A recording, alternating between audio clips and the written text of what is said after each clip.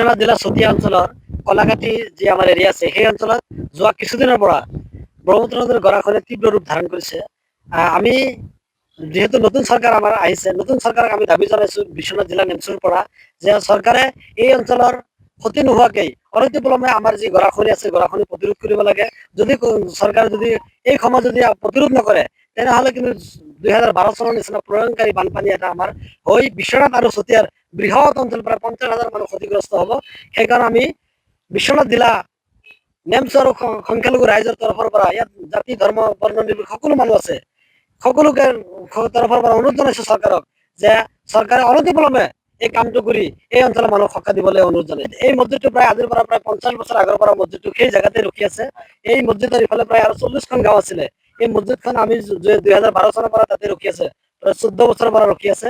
আমি চৰকাৰক দাবী জনাইছো যে আমাৰ এই ঐতিহ্য কলাকাটি যি ঐতিহ্যমণ্ডিত মছজিদখন এই মছজিদখন চৰকাৰে যিকোনো প্ৰকাৰে ৰখাব লাগে। বিভাগীয় কৰ্তৃপক্ষৰ লগতো আমি কথা পাতিম।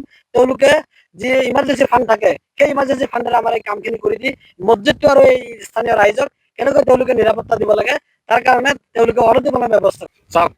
বিশ্বনাথ পানপুৰ গৰাখহনীয়া সমস্যা যিটো দীৰ্ঘ দিনৰ সমস্যা, এই সমস্যাটো আজি যি ভয়াৱহ ৰূপ লৈছে আপোনালোকে দেখা পাইছে। মাত্ৰ 35 মিটাৰ বাকী আছে। গতিকে আমি অসম চৰকাৰৰ লগতে বিভাগীয় কৰ্তৃপক্ষক আমি এই অঞ্চলৰ ৰাইজৰ তৰফৰ পৰা অনুৰোধ জনাইছো যে যিহেতু ইয়াতে হাইলাইন এক্সপ্ৰেছ আছে মাথাউৰিৰ ওপৰত, এইটো প্ৰতিৰোধ কৰিবৰ কাৰণে, এইটো সুৰক্ষা দিবৰ কাৰণে, মাথাউৰিটো সুৰক্ষা দিবৰ কাৰণে আমি অনুৰোধ জনাইছো। 35 মিটাৰ যিহেতু আছে আৰু লগতে যদি গৰাখহনীয়া সময়ত মানে ভয়াৱহ ৰূপ লয়, মাথাউৰিটো ছিঙি যায়, বিশ্বনাথ সমষ্টিৰ লগতে নদুৱাৰ সমষ্টিৰ প্ৰায় 1-1.5 লক্ষ মানুহ বানপানীত ক্ষতিগ্ৰস্ত হ'ব। গতিকে তাৰ কাৰণে আমি অতি শীঘ্ৰেই মাননীয় বিভাগীয় মন্ত্ৰীৰ লগতে বিভাগীয় কৰ্তৃপক্ষক অনুৰোধ জনাইছো যে অতি শীঘ্ৰে সমস্যাটো সমাধান কৰিবৰ কাৰণে। এইটো শ'লমাৰী বুলি কয়, লগতে শিঙিমাৰী আছে, ভোজমাৰী আছে, শ'লমাৰী আছে, মেলিখুটি আছে। এই অঞ্চল বিশ্বনাথ সমষ্টিৰ অন্তৰ্গত। বিশ্বনাথ জিলাৰ চতিয়া অঞ্চলৰ কলাকাটি যি আমাৰ এৰিয়া আছে সেই অঞ্চলত যোৱা কিছুদিনৰ পৰা ব্ৰহ্মপুত্ৰ নদীৰ গৰাখহনীয়া তীব্ৰ ৰূপ ধাৰণ কৰিছে।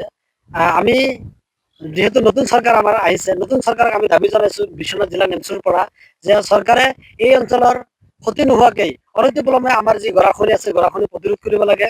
যদি চৰকাৰে যদি এই সময় যদি প্ৰতিৰোধ নকৰে তেনেহ'লে কিন্তু 2012 চনৰ নিচিনা প্ৰলয়ংকাৰী বানপানী এটা আমাৰ হৈ বিশ্বনাথ আৰু চতিয়াৰ বৃহৎ অঞ্চল প্ৰায় 50,000 মানুহ ক্ষতিগ্ৰস্ত হ'ব।